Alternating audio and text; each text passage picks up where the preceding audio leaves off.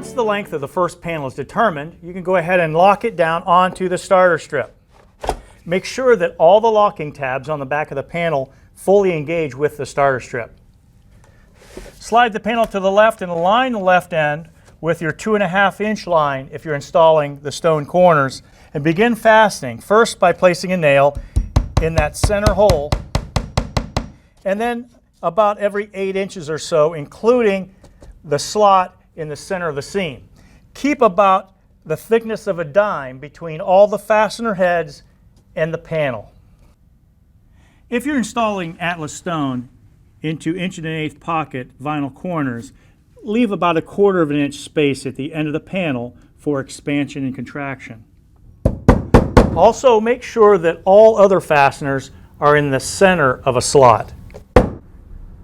Continue installing the panels from left to right, making sure that all the locking tabs at the seams are fully engaged with the previous panel, as well as the bottom locks into the starter strip. And remember, if the temperature of the panel is below 30 degrees Fahrenheit, then stay to the right of the reference mark by about 1/16 of an inch. If it's above 30, align the end of the panel with that reference mark.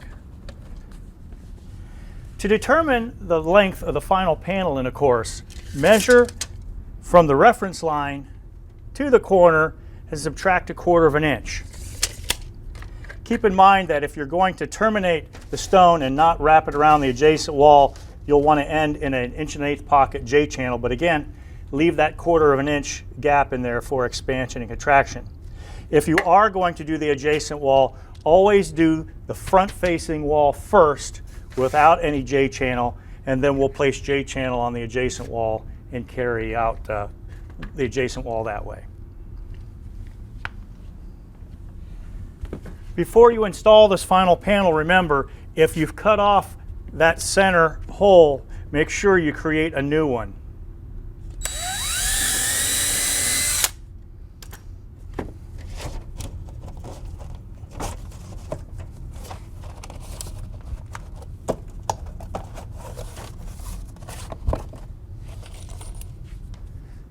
For the first panel in the remaining courses, you can quite often use what's left over from the last panel in the previous course.